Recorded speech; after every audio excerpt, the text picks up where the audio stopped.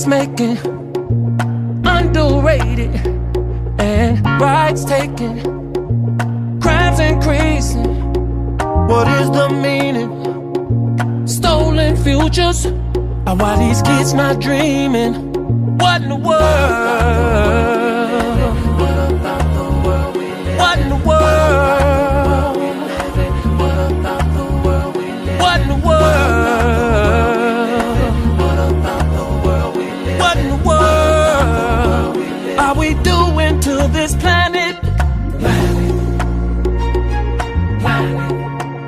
What about the planet? Oh, planet. Blessings, blessings. So first thing first, hey, give us a little bit about Invisible Child. So Invisible Child is a nonprofit organization. It's a 501c3 registered here in New York. I operate out of Harlem as well as Mount Vernon, New York, and we're trying to expand out to Brooklyn. And currently, we started in it was April 2019. Yeah, so April before pandemic hit. We started Invisible Child. And the reason why I started it because I am a child of incarcerated parents. And also, let me tell you what it is. It's a nonprofit organization to benefit children of incarcerated parents. The children who have parents who are in the prison system and unable to visit them, or they have a hard time dealing with the fact that their family member are, inmates in prison, and, the community environment that they live in is not supportive of that, and as well as just mental health services, aftercare for when the parents come home from prison. We try to support them from ages from age 8 to 19. When they go to college, we want to give them small scholarships and things like that. So what I did was, because myself as a child of incarcerated parents, my father in New York, Eddie Myers, was a big-time drug dealer in Harlem in the late 70s and 80s, and he got arrested, sentenced to 40 years in prison, did 25 years. At that time, he did 1/8 of your time. Now it's different. It was one third of the time. Anyway, so with that being said, having a parent in prison that long, and then also my mother was sentenced to 7 years. She did 4.5 years. So going through high school and, your parents in prison and living the facade of you have this perfect life and people not knowing because, your family has this money and this house and everything like that, not knowing the inner needs that you need. I went to Mount Vernon High School. Shout out to Mount Vernon High School. Money in Mount Vernon all day. I love you. So being in Mount Vernon High School, we had therapy there with a therapist named Miss Owens. And I used to see Miss Owens with therapy mandated by the court, but people in school didn't know. And those type of things, those type of services are not always offered. So growing up, I started meeting other people who were children of incarcerated parents, and they didn't have the same service. They didn't have a family member to go live with when their parents went to prison. They went to the foster system. They didn't have therapy. They never went through it. Some of them were like myself, experiencing, like I saw my parents arrested. I witnessed it. In some of the same situations, so that type of childhood trauma was never dealt with. And so those type of things, childhood trauma, if anybody knows anything about that, it lasts for the rest of your life. It affects you. So knowing that, I'm saying there are services that children of incarcerated parents are the overlooked, the underserved population, because there's so many services for people who come home from prison, reform services, being reacclimated to this, and back to work programs, and all type of reform, getting people back on track when they come out of jail. But nobody ever thinks about the children that they left behind when these parents went to jail. Not any blame of the parents, because sometimes it be a situation where you do what you have to do, a situation where a parent may even be innocent in prison, but whatever reason, the child is left behind. And I never seen anybody deal with that. And that is the reason why I named it Invisible Child, because I feel like we are the invisible children. There's no programs and no services in place. But right now, there's like up to 3.5 million children that are affected by this in the state of New York State right now. So those are things that I felt like needed to be addressed. So I started a nonprofit to help that underserved community, which I was a part of growing up. That is super blessings right there. So let me just go ask you a couple of questions. So you were saying during the pandemic. So what year did you really start your foundation? started one called God Bless the Child back in 2016, but we really didn't do much. We didn't get much off the ground with that because at that time I was transitioning, moving from one state to another. But then I started Invisible Child in 2019, April 29th, 2019 is the exact date Invisible Child was founded. How many? It's what, 4 years now? Yeah, April of this year was the 4th anniversary. Next year will be the 5th-year anniversary. I plan on doing a big gala where I get everybody get dressed up, and make it where it's a fundraising event where there will be tickets and all the money, all of the proceeds will be going towards children of incarcerated parents programs like the traveling program, transportation to provide them to get back and forth to prison. So right now we always do the annual What About the Children event where we have all the kids come together in the park. We have vendors come out. We have bouncy house. We have face painting, DJ, music, a whole bunch of different variety of the vendors that provide different services like slime and this, that, and the other thing. But we also do back to school.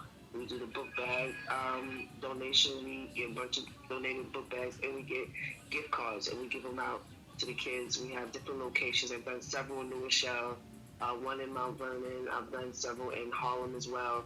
I did the Christmas toy drive every year since we've been here. We've been doing the Christmas toy drive. I've done it with I've done it by myself initially. Then I've also incorporated the Throwaway Children by Rob Garris. He's also another Mount Vernon guy, hometown folk.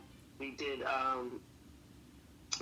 toy drive as well, and we did a Thanksgiving food giveaway. We gave away perishable and non-perishable foods out of his barbershop in New Rochelle. So I'm always doing events like that. Right now, I'm currently working with the city of New York, the city of Mount Vernon, city of Mount Vernon, Recreation Department. Shout out to the Department of Recreation Commissioner, Ms. Pickney. She's the bomb. She really has been very supportive of the Invisible Child and implementing us in all of the programs, allowing us to be sponsored, starting with the Easter event. We did Easter egg hunt and basket giveaway where Invisible Child donated a bunch of T-shirts. We did a bunch of water bottles, bracelets, as well as we did gift cards. We gave out certain gift baskets where there was a raffle, and then we get $25 gift cards like Best Buy and stuff like that. As well as we provide free haircuts. So I started the free haircut program initially in Harlem at the Martin Luther King Community Center along with SCAN. SCAN is also a program that's a nonprofit that's out of Harlem as well. But I did the free haircuts there, and then I decided to bring it up to Mount Vernon. So on Easter, we provided free haircuts, and we had 2 manicures out there doing free manicures for the little girls, and they loved it. I got to tell you, out of all of the lines for all of the vendors, the manicures had the longest line. So it was really nice. The kids really appreciate free haircuts around Easter. And then we did City Fest recently, whereas we provided free haircuts and manicures as well. And kids really love it. Going back to school, a fresh haircut, it is free. The parents were appreciative of it. We did adult haircuts, shaping up some of the guys' beards and stuff like that. It was really nice. It feels good to come back, to give back. And that's why I'm bringing it back to Mount Vernon, because Mount Vernon is where I grew up. It is what fed me.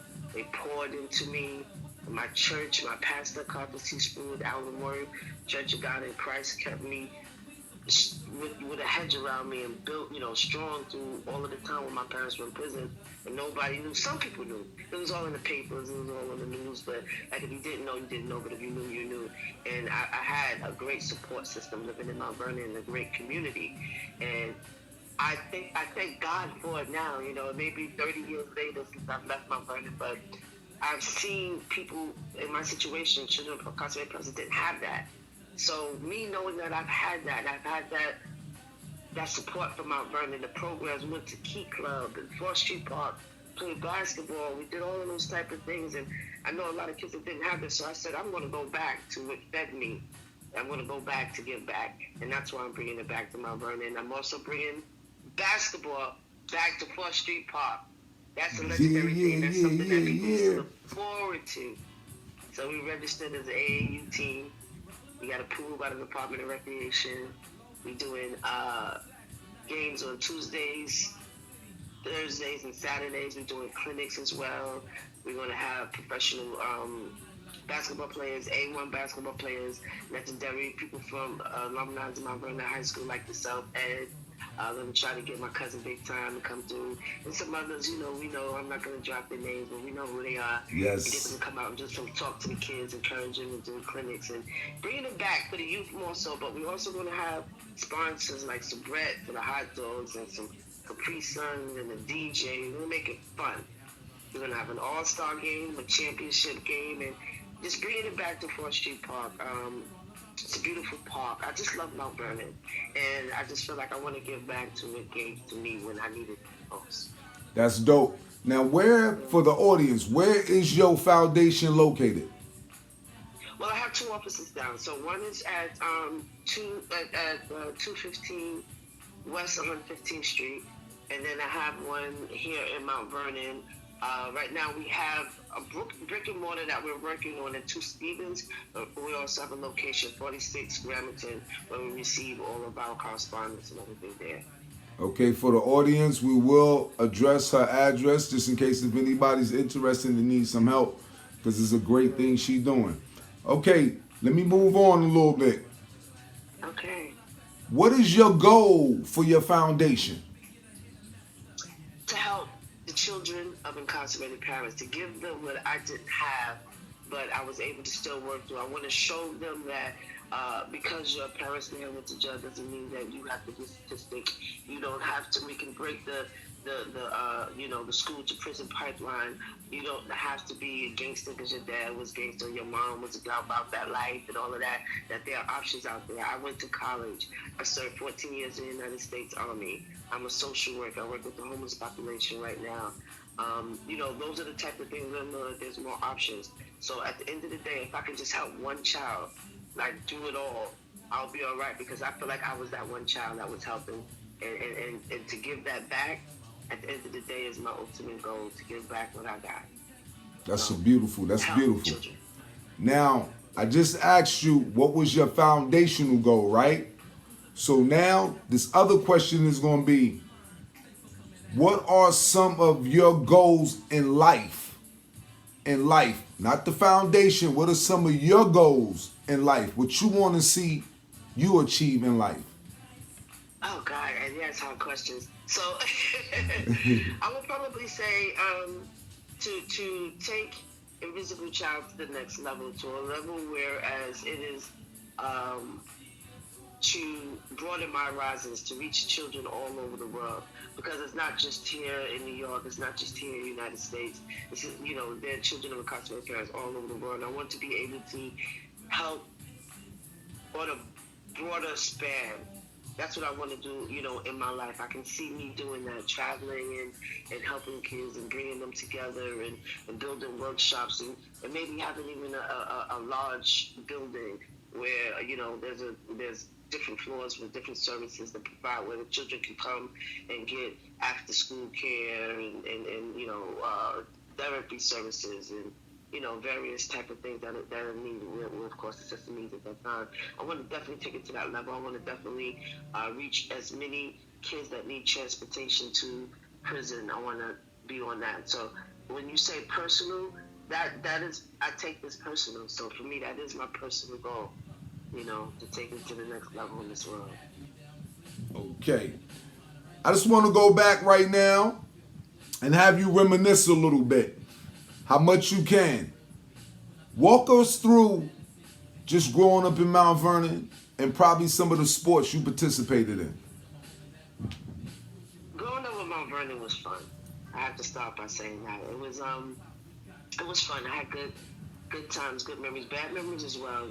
Like that was where, we were living when the police came and arrested my family at 5:30 in the morning, waking us up. So, that memory was always there, but I've also had great times before that and after that. So I remember growing up in Mount Vernon on Bradley Avenue off of East Lincoln, LA all day, going to Our Lady of Mount Carmel. I started at Trapegan actually because I came in the middle of the school year. So I was born in Harlem. I was born St. Luke's Hospital, Harlem. My family lived on 114th Street and 8th Avenue. My mother's originally from Dallas, Texas. Therefore, I'm a Dallas, Woo, that's Texas why you a Cowboy fan. I'm a Cowboys fan. My family's from Dallas, Texas, on my mother's side. My dad is originally from New York. He's from Harlem. He's from Foster Project on 14th Street. So she's from 8th Avenue. He's from over there on Lennox on 14th. And that's where they met, on 114th and 8th Avenue. So fast forward, moved to Mount Vernon. My memories in Mount Vernon, starting out at Chuck Hagan, going to Our Lady of Mount Carmel, and then the fun began. Mount Vernon High School, where I met the most memorable people, had the greatest time. I was one of the food trade kids. I had food trade class. You know, we used to have fun. I remember sitting around snapping jokes and back in the days, and hanging out in the driveway over there on 630 and 616. We sneak in, hanging out after school. Food trades class with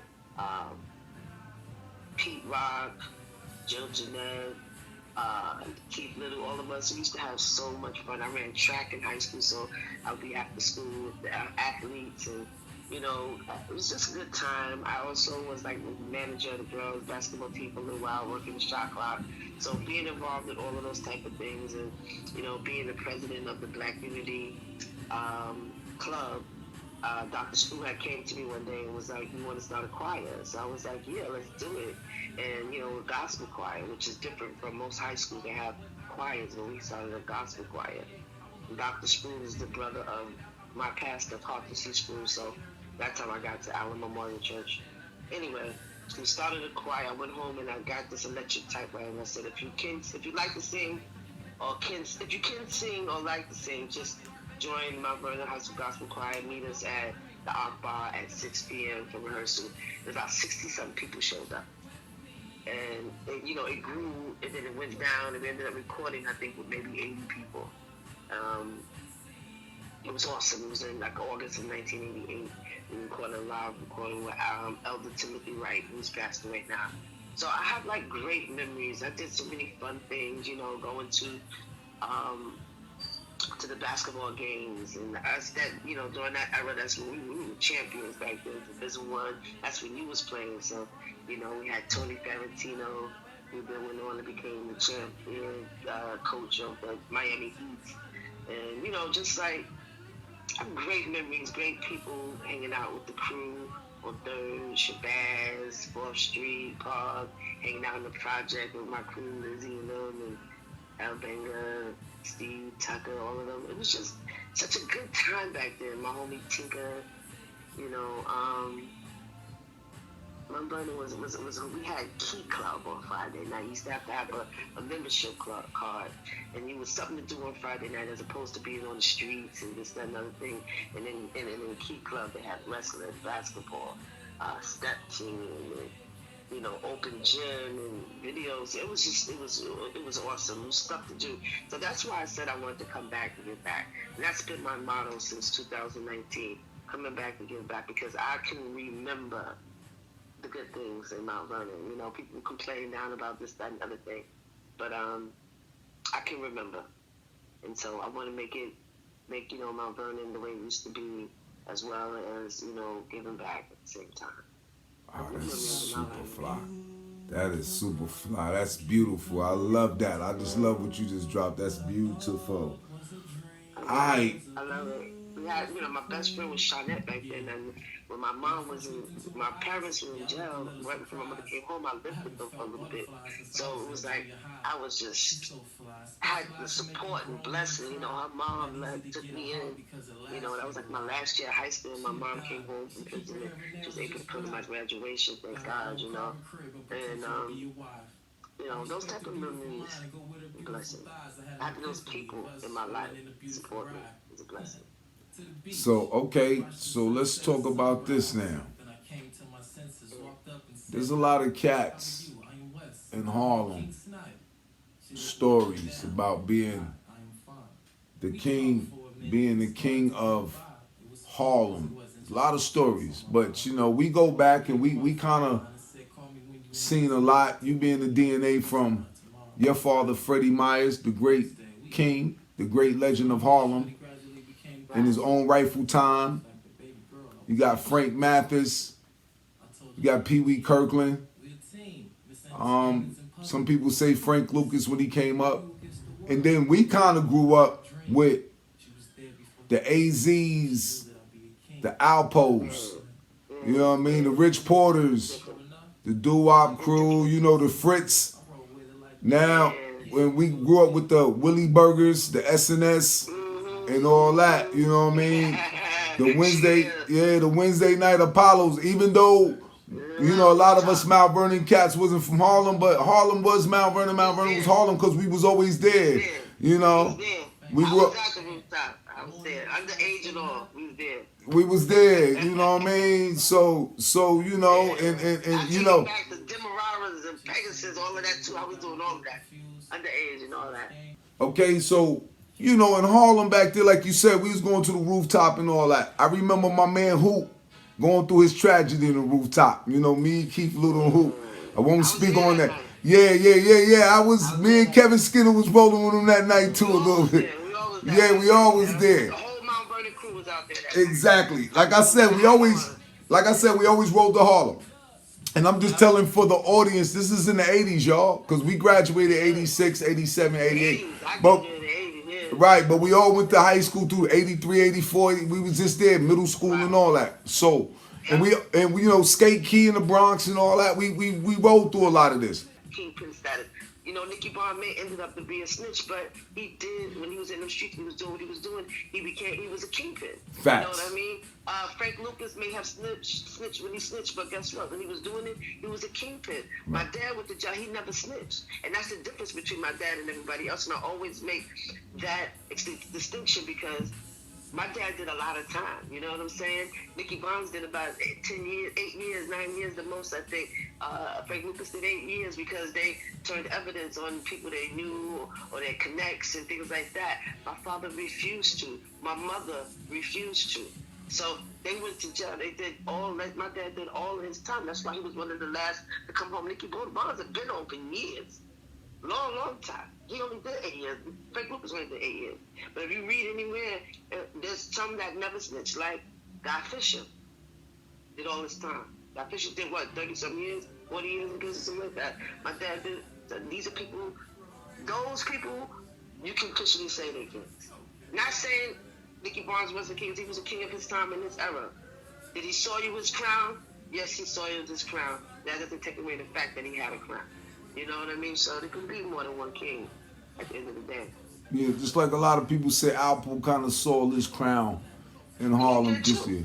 Yeah. Another one, you know, and he said he didn't snitch on anybody in New York, only, you know, in the DMV area, but at the end of the day, a snitch is a snitch is a snitch, you know what I'm saying? Who's going to, if somebody snitch on you, Ed, I'm not going to trust them with my info, because I'm next. You know, that's how I see it. See, that's your DNA, though. That's your DNA. See, your daddy was straight. And, you know, that's his bloodline. He was a stand-up dude. That's one thing about my father. He could say what you want. He was flashy, with a lot of jewelry, mink coats, different cars every other day, all that. Very flashy. He could say all of that. But he was a stand-up dude. He stood on his ground. He said, I did this and I went down. He tried to take time from my mother, but they couldn't, so they didn't charge my mother with a jump charge because he took all of that. They got her with conspiracy. She was 7-year conspiracy, knowledge of wealth. So you living in this house, you saying you didn't know that this man was doing what he was doing. The judge didn't believe that. But her sentence was for conspiracy and knowledge of wealth. You know, so.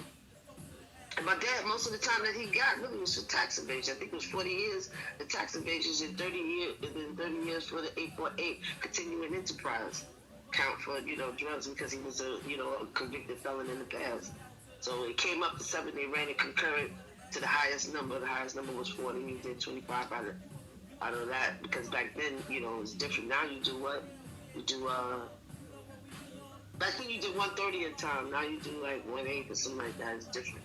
Right. So, yeah. And Yeah, see so, the you know, and see the thing that a lot of these young cats don't understand. When like your dad and these guys, when they got into the game, they understood what comes with the game. A lot of these young cats don't, and you know, sometimes people we in the new era, people could be, you know, on social media and they want to clickbait But I just want to say to a lot of your dad and a lot of the true dudes that had to go to jail and hold a thing down, they never wanted to be guilty by associated even being around a rat or a snitch.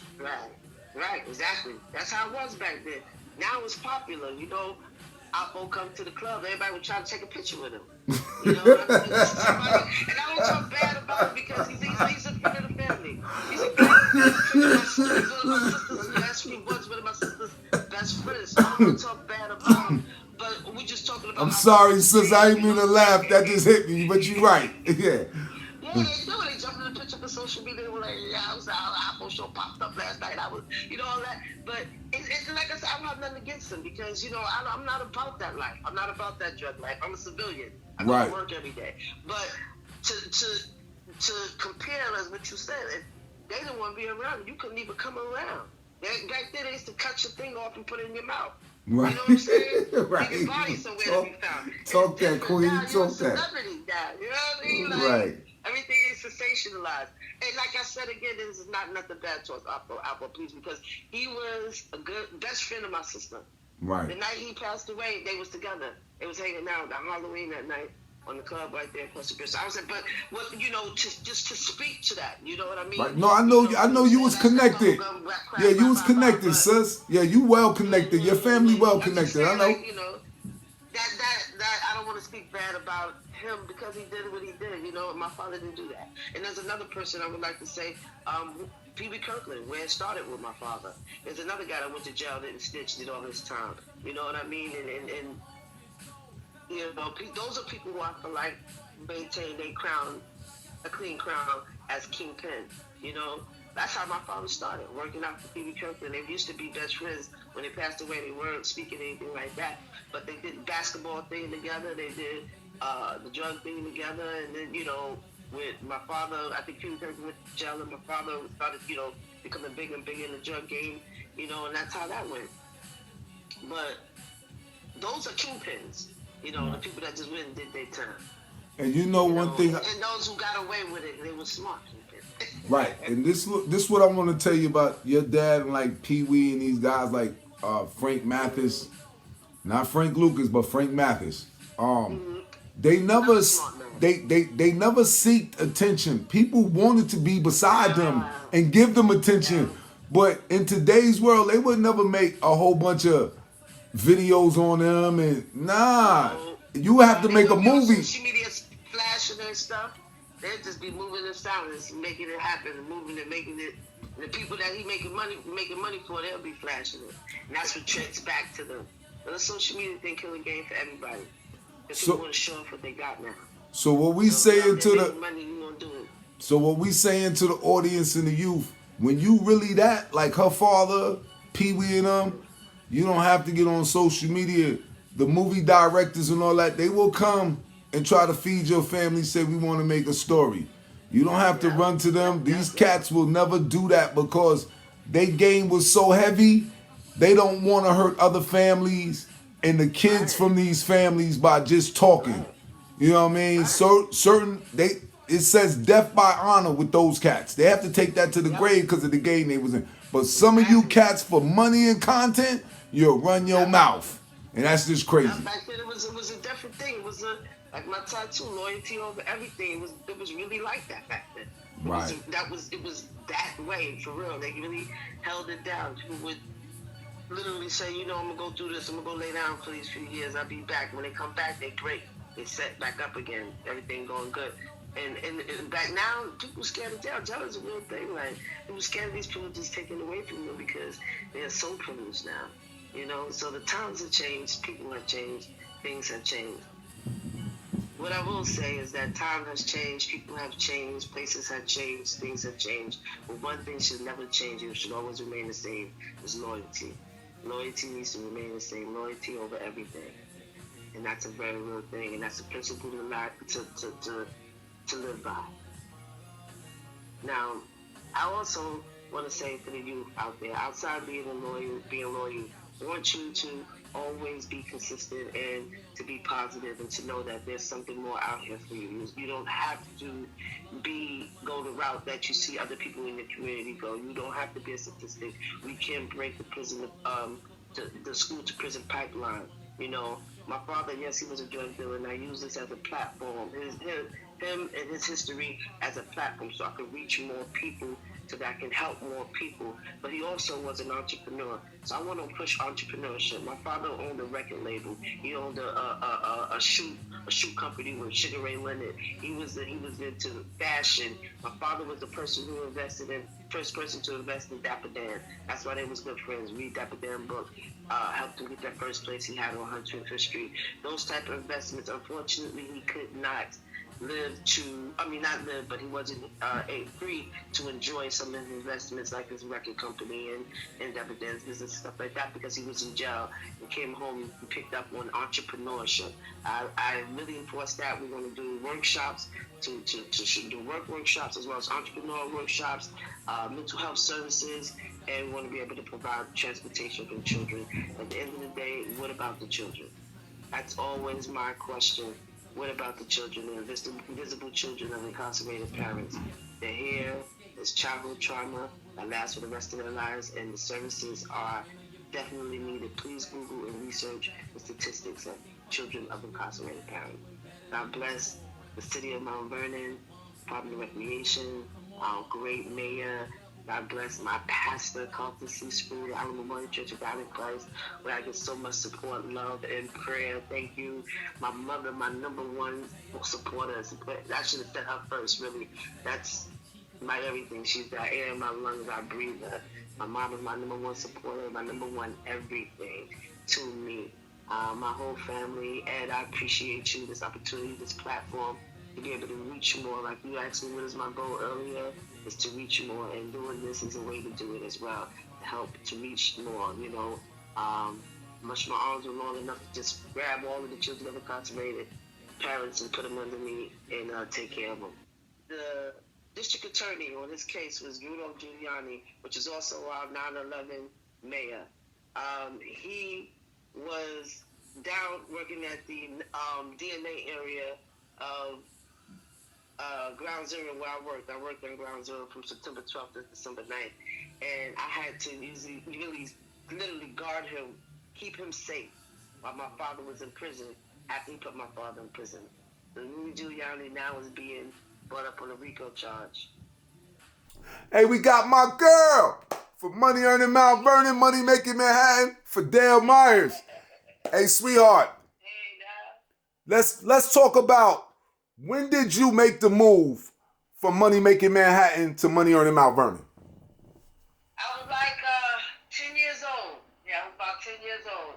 When I first came to Mount Vernon, I believe I came, it was the month of August. And so school was starting in a couple of weeks. I went to Tripegan Elementary School. Okay. Yeah. So let me ask you, who was... I'll make it Mount Carmel for next year. Okay, so let me ask you this. Who are some of the first people you met in Mount Vernon? Wow, you want to take me back to that.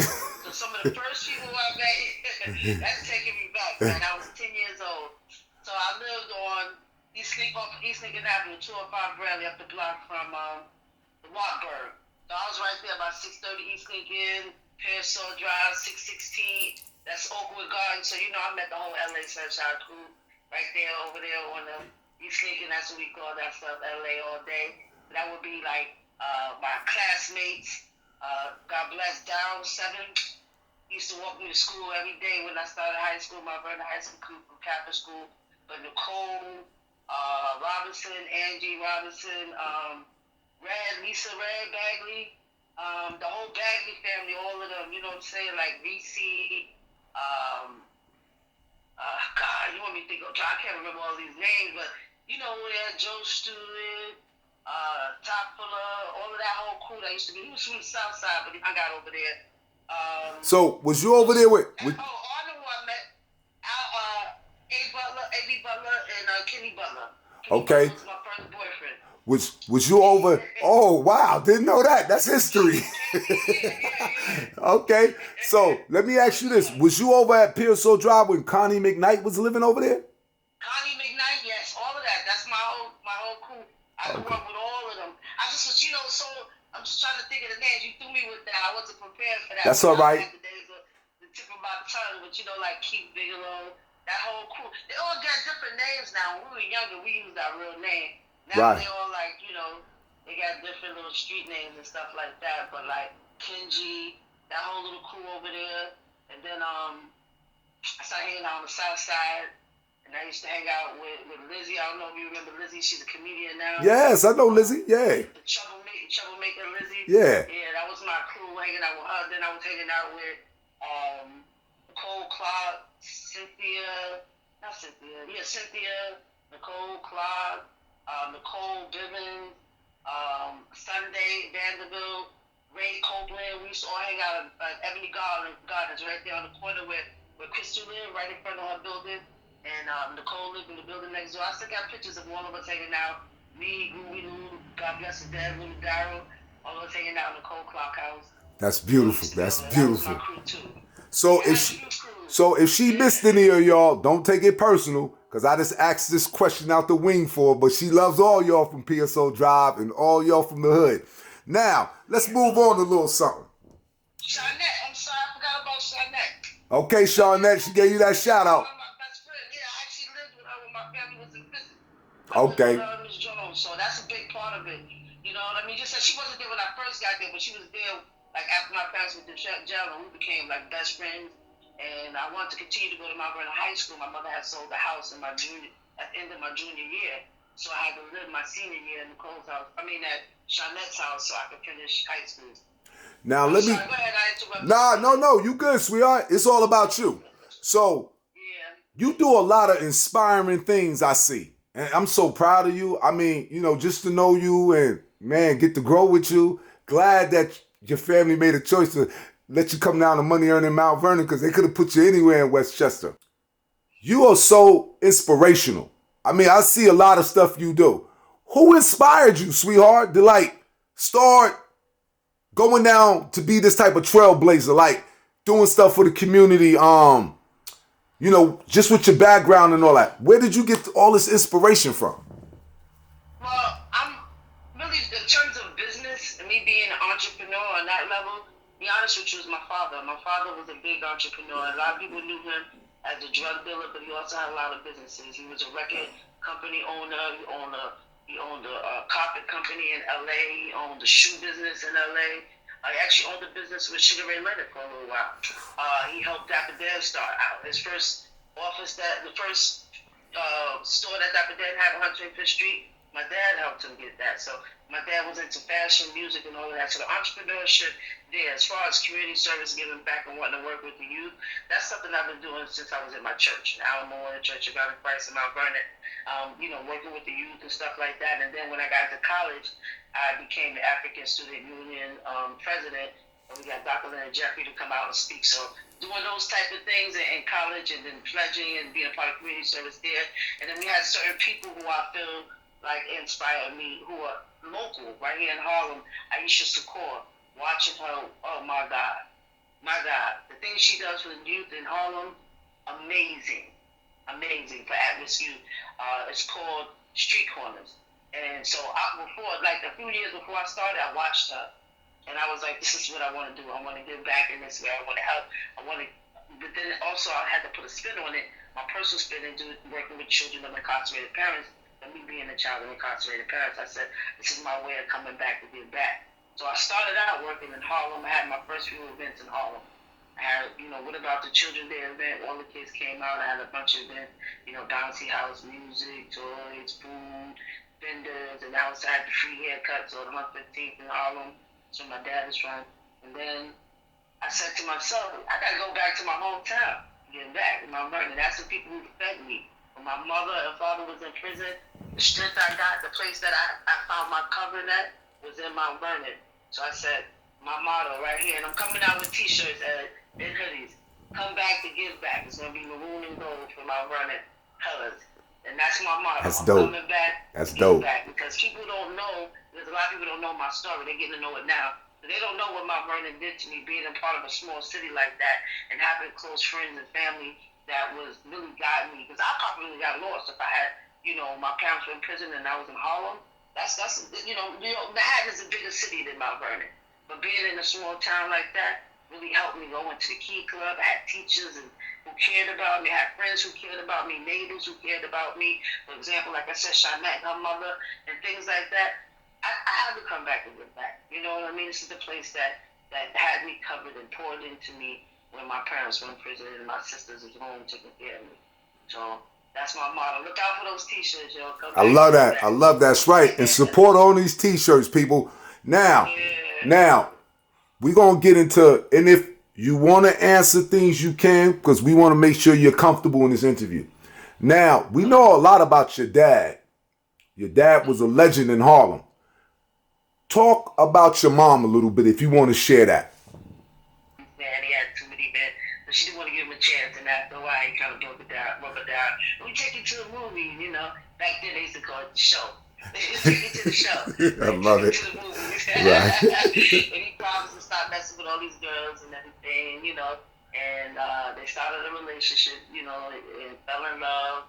And then they had me. I was born in Harlem. I was born in St. Luke's Hospital, over on 116th. And then when I turned about, my dad was always a drug dealer. I didn't know that for a while, but then I was able to tell as I got older. I started seeing things. I wasn't smart, I did grow up a good part of my life in Harlem, so I saw a lot, been around a lot. So I knew early that my father was a drug dealer. I did. But I also knew he had all these other businesses, so I know I didn't have to talk about him being a drug dealer. I could always talk about him going to his office down on Broadway, listen to a record and stuff like that, and we traveled with those other businesses. So about age 10, exactly 10, he bought the house when I was age 9, and then he got it fixed all up. It was a mini mansion over there in Mount Vernon, and changed everything into. We have a professional indoor pool, ground pool. I don't know if you ever been there. $50,000.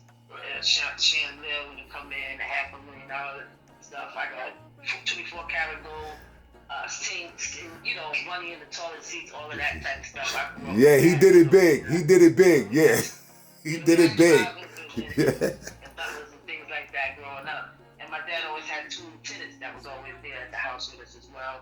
Not stay, but they would be there in the morning to take him and be there to drop him off at night. And, they would go in the basement and count money and stuff like that. I used to watch that, sneak down there. But long story short, like you said, how I got there. So, like I said, at 9 he bought the house, by 10 it was ready. We moved in about August. And, that's how I got to Mount Vernon. We started living there then. Like I started out in Tripegan.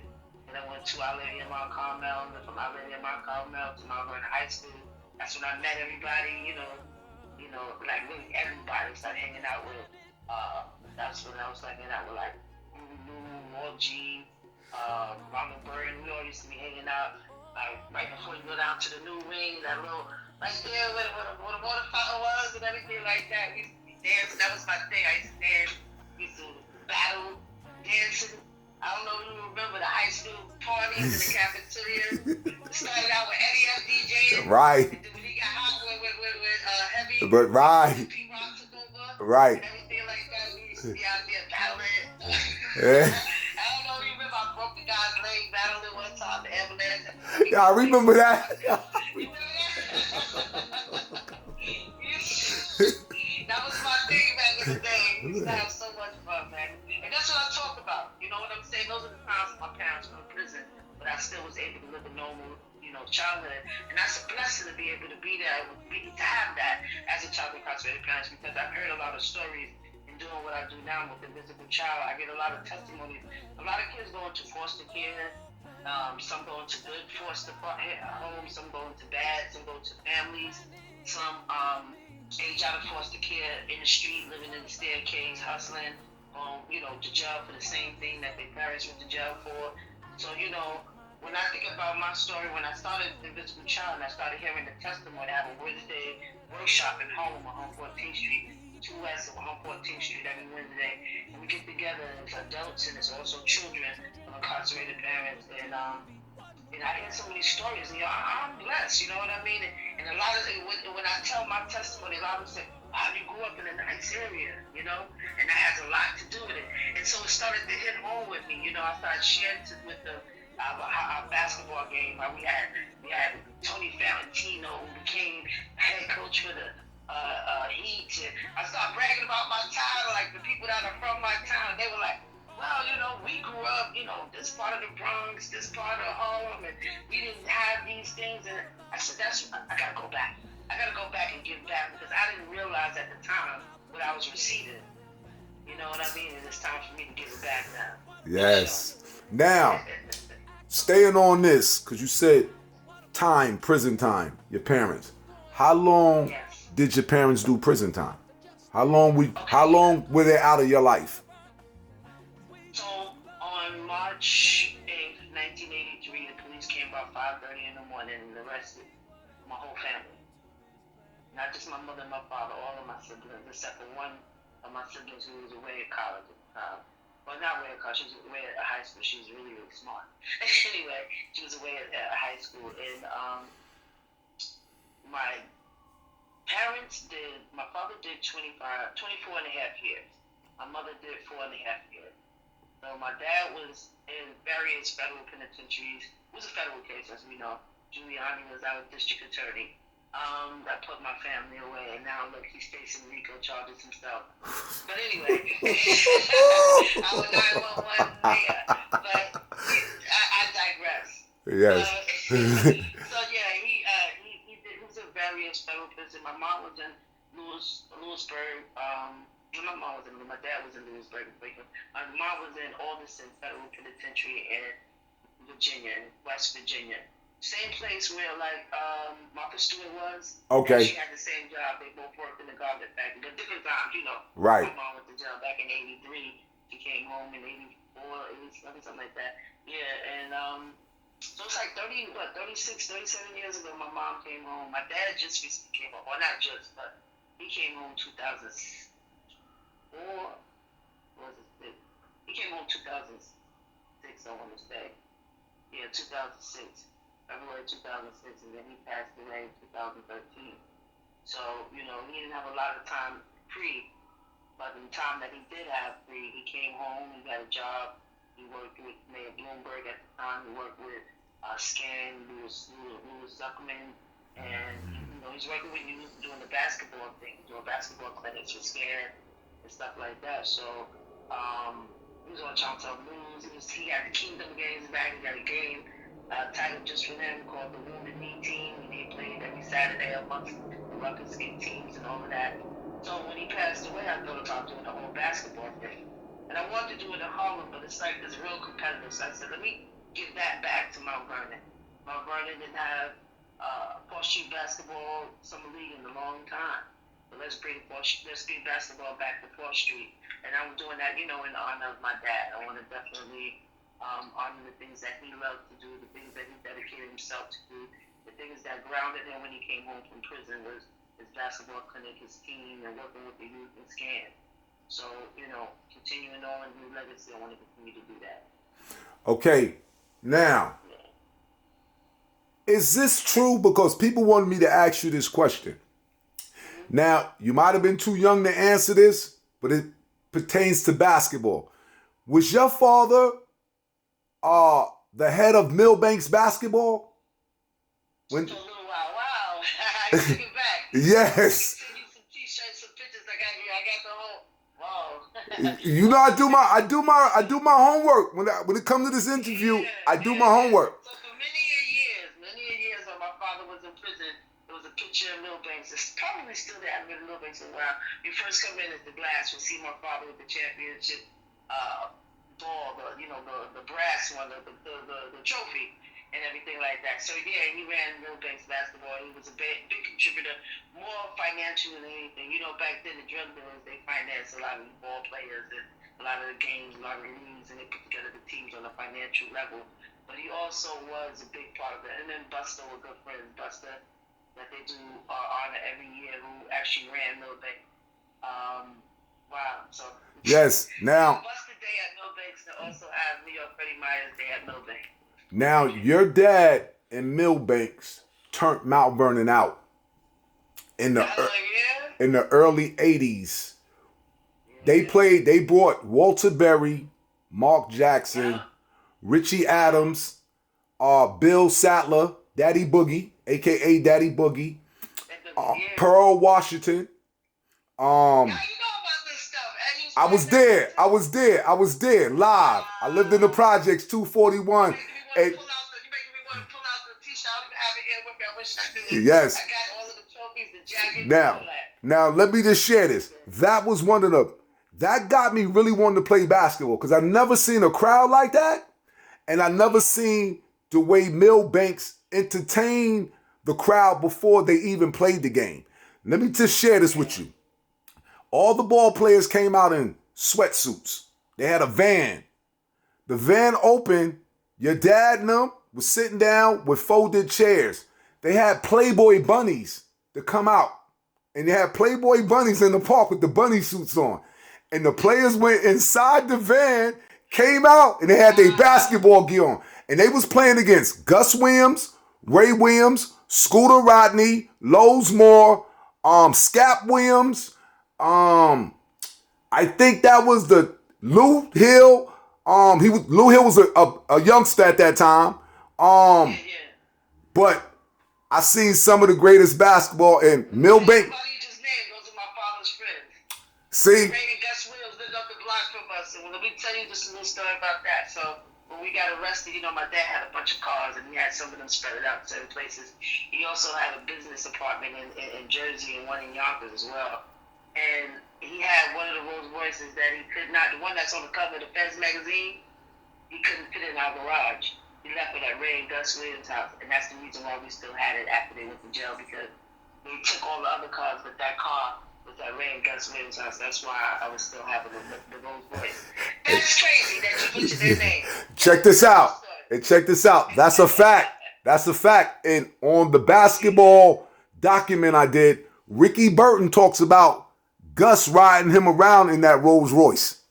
That was my father's. Yes. So he held it down for us, through the case, and when it was over, we went and got it back. That is so crazy. Right. Beautiful. Now, let me ask you this. Just moving on a little bit. Let me ask you this. Do you get any type of special treatment, like when you walk around, just knowing who your family was, especially your dad, a legendary cat in Harlem? Do you get any special treatment?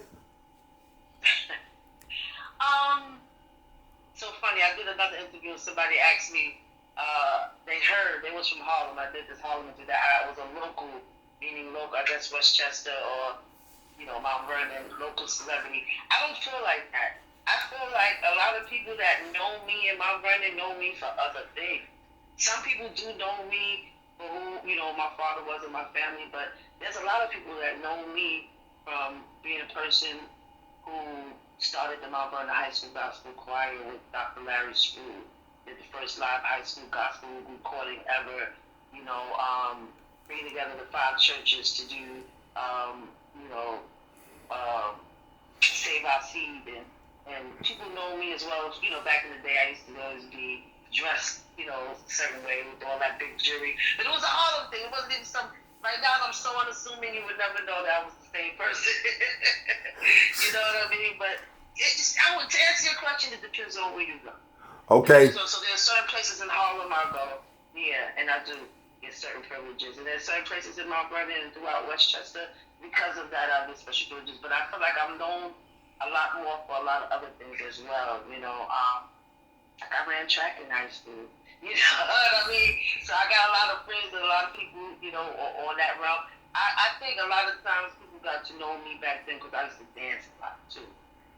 So it's a mixture of everything. So I know a lot of people know me and stuff like that, but it's not all because of who my father is. I did a lot of things as well. Not saying, nothing as monumental as him, but things that people remember me by. You'll ask them how they know me, and they'll say, from this or for that, or she used to dance, or she could dress, or used to wear this jewelry, or I remember she was the church girl with the long skirts. So it depends on when you met me in life. Because it was a time I was hanging out, dancing, partying, and chilling, and it was a time when, I was in church and you knew me then. And then anywhere I go in Harlem, it's Little Fredell. So Freddie Myers is a big thing there, I would say. Yeah, I get a lot of preferential treatment. Certain events, like the African Day Parade and stuff like that. Always want me to do on their float and stuff to represent my father. The basketball games, Rucker and everything like that. So, my godfather's Stephen Kirkland, so anywhere he is and I'm there, so it's going to be a little bit of attention and things like that. So it depends on where you are. Okay, beautiful. Now, the reason I asked that question, because when I first laid eyes on you in Mount Vernon High School, you was so fly and dope. You had the jewelry like you saying. And I'm going to tell you a little story you probably forgot. Because me and your cousin Antoine Hopkins was like tight when we was on varsity basketball and on JV. When he first came to Mount Vernon, because I had to take him back to 241st Street when he was in Fordham. I had to be the one because I lived on 16th Avenue right down from 240. So it was convenient. I used to see y'all come in together all the time. Yeah, Coach Graviano said Ed Wiley's going to be your shadow. And here's the story. Here's the story. Graviano said, I got this dude coming in from the Bronx, Antoine Hopkins. He nice. Don't let him bust your ass. That's real talk. That's real talk. He said, you represent JV and Mount Vernon. You the man. Do not let him come in here and do that. And me and Antoine laugh about that to this day. We always laugh about that. But my man, big time. And that's, I ain't saying big time basketball player. His name was big time, but he still was a big time ball player. That's a fact. So when I was hanging with Antoine in high school, and I kind of met you, he kind of let me know you fam, right? You already look like a star to me in high school. And I'm like, so you don't remember this story. I used to always ask you to give me some cheeseburgers sometimes because they had the cheeseburgers because you had the sheepskins on, you had the diamonds, the jewels. And I'm going, yo, who is? Yeah, you work right, food, right? You, my cousin Connie, all y'all was in food, right? So right. Yes. So I used to ask, who is this? And when he told me the story, I went to my pops because, I was in high school. I didn't really know too much, the legends like that. I'm only thinking about the AZs, the Alpos, the Rich Parkers. Because that's who in high school is running it now. That's that era. But your dad was the legend way before that. He the one that put the ingredients into Harlem and all that. He made the cakes. He's legend. So I asked my dad, he say, you know her, his daughter? I said, yeah, man, she be wearing all this. Yo, she like damn in 11th grade. I'm in the 12th. She wearing all this jewelry and all this, right? So my dad was like, yo, her dad he said, I'm not even going to use the word legend. He's legendary. I said, what? So he said, yeah. So that right there, once I heard that, I used to keep my eye on you. And I said, I know she got some dough. So, hey, Fredell, could you give me another cheeseburger? Yeah. Yes. Yes. A lot of people, they knew, when they knew who it was, they knew there was money behind it. The case right. was all in the newspaper. The whole trial was on Dateline. So even the Daily August, it was back then, the newspaper for Mount Vernon used to be called the Daily August. Right. And it used to be in there like every week and what was going on. So when they got arrested, it was like $3.7 billion in the attic, $2.7 billion in the safe, and all of that money. Like, we know you got money here. There was still a lot of money. But I was a child, so people used to always be like, they wanted money from me and things like that. I'm like, yeah, they gave me lunch money. Right. Money you get through the week. And every once in a while, my father's business, he had a business advisor, Mr. William Moore. He would come and bring me big checks, and I was young. I was in high school, junior high school, and high school. I didn't know what to do with it. It'd be like $7,000 and stuff like that, and I'd go shopping, and whoever I would hang out with would benefit from whatever type of money I had on me at that time. So there was things like that where people would see me with bolts of money and didn't know what was up. But my dad had a lot of money, elsewhere, and so like I said, his business manager, business advisor, manager, whatever it was, Mr. William Moore, used to come and bring me money. I used to always have a lot of money. Just like that. You know, I was sitting on millions, but Right. it was a system. It was you know? right. And my dad, like I said, was one of the guys that never snitched. Right. So, you know, we never wanted for nothing. Once you take care of the people that took care of you, they continue to take care of your family too. So, you know, I was always good. You know, I went to college, did the things I wanted to do. When I wanted to join the military, I joined because I wanted to, not because I had to. You know, it's sad. We never snitched, so, you know, you got with people, a lot of white people on the whole other level that live in this country, state, or whatever. And they made sure that, you know, it was good. Well, I want to tell you, we thank you for sharing this. You're a beautiful person, and I know mom and dad is very happy because you wearing their shoes and you also wearing your own shoes. I mean, you doing it your way. Yeah, you doing it your way. You know what I mean? And what I mean by wearing their shoes, just the DNA. But Fredell got a brand new pair of shoes on and she is doing her damn thing. You know what I mean? So we want to honor you. We say thank you for the interview. We say thank you for your time. We say thank you for what you do for the community. We say thank you for having a heart of God, not Satan. We love that. We want to say thank you for the blessings that you received, the blessings that you have gave, the blessings that you don't even know that you bless people, like myself. You know, so from money making Manhattan to money earning Mount Vernon, she's teaching, she's learning, she's giving love from the heavens, from the grounds, from everywhere. Our own, our sister, God sent, Fredell Myers. We love you, we appreciate you, and thank you for your time, sweetheart. That means the world to me. Okay. I brag about you all the time, just so you know. Oh. Anybody tell you that they heard about you through me? Right. I tell the truth. I brag about you. I talk about how well good of a basketball player you are, how good of a man you are, how honorable you are, how you a stand-up dude from back in the day. You never changed, man. And that's a quality that is not out here anymore. A lot of them not built like us no more. And you are one of them. And I thank God for you. I tell everybody about you. Anybody with basketball players, I tell them, you're going to come teach a clinic, and that's when y'all really going to learn real basketball. I brag about you all the time, man. Thank you, sweetheart. What you do with your family, how you support your son, your wife is beautiful, everything, man. You know, not everybody turned out like that. And it's a blessing to have you there give back like this.